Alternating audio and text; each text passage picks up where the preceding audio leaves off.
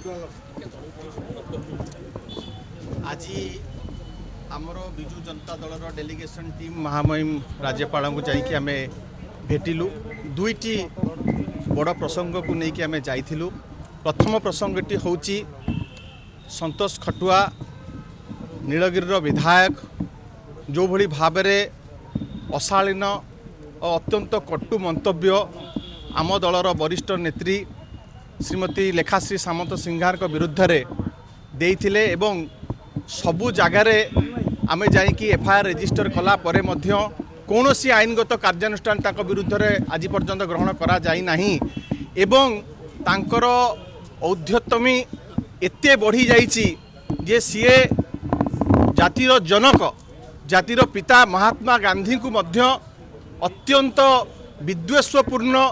एवं घृणामूलक मंतव्य दबाकू मध्य पछौ नाहंती। जो पवित्र गृह भितर आमे प्रवेश करने पूर्व महात्मा गांधी प्रतिमूर्ति रे आमे मुंडिया मारिकी जाऊचु। जो बाचस्पति मुंड उपरे महात्मा गांधी फोटोचित्र टंगा जाइछि से पवित्र गृह भितर किपरि भाबरे सी जातिर जनक विरुद्ध एभली टिप्पणी दे पारले एवं आमे गोटे तालिका मध्य देकी जाइथिलु जे आठू कम आपराधिक कार्य करिकी किपरि भाबरे अनेक विधायक अन्य राज्यर तांको विरुद्ध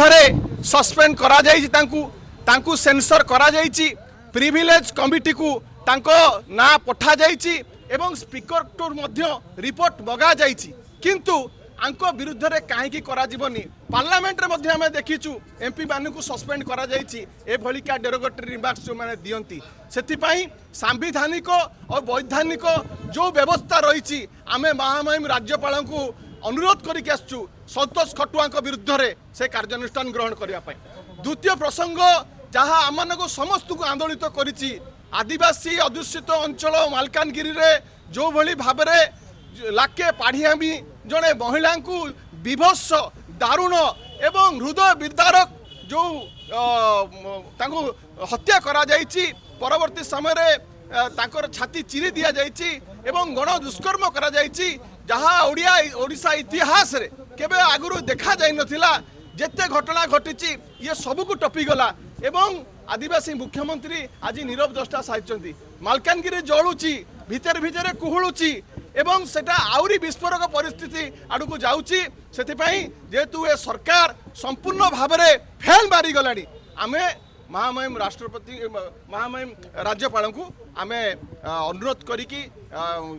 करिकी आसीचु जे तुरंत आपण हस्तक्षेप करंतु सिचुएशन आउट ऑफ कंट्रोल को जाऊँगी हाथ आम